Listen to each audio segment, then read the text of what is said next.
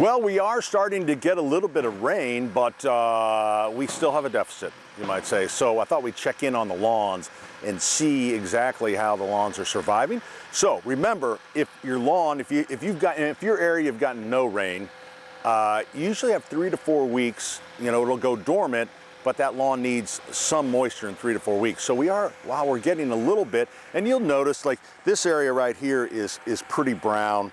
You can tell it's still in dormancy, but some of the areas in the shade over here stayed, you know, it greened up a little bit, so it's still pretty good, but you still have to, you know, and I understand if you don't want to spend a bunch of money watering and the time that it takes, you can let it go dormant, but again, you do have to, so if this is a moisture meter, so I've turned this thing on here.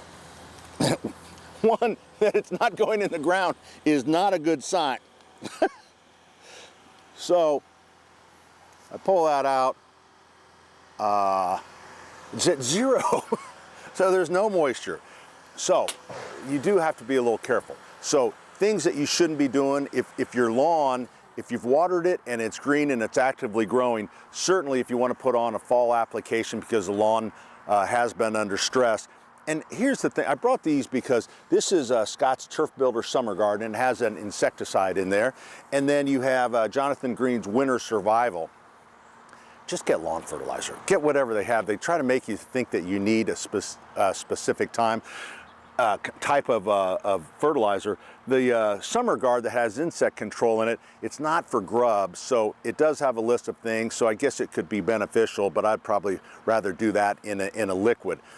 Killing weeds, certainly same thing. They have to be actively growing, and of course it's always funny when the lawn's dormant and you do have some weeds, but still not a great time to kill weeds, and using weed killers over 90 degrees.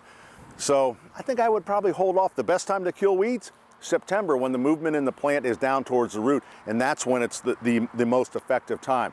I did read an interesting article from someone at Purdue, because I had kind of forgotten about the Japanese beetles eating up all of our plants, and said they're actually trapped by the dry soil, so eventually they will emerge, so I don't know if they'll be as devastating as they normally are. Remember, a Japanese beetle will attack about 200 to 300 hundreds of different varieties of plants. So if that does happen in the next couple weeks, remember Sevin or even neem oil, if you want something organic, is a good option to protect some of those ornamentals because they can strip them out pretty darn quick. So fertilization in the fall, the 2 best times to fertilize your lawn, September and then again in November. So right now in this summer heat, try to keep some water on the lawn, and then we'll look for better things coming up this fall.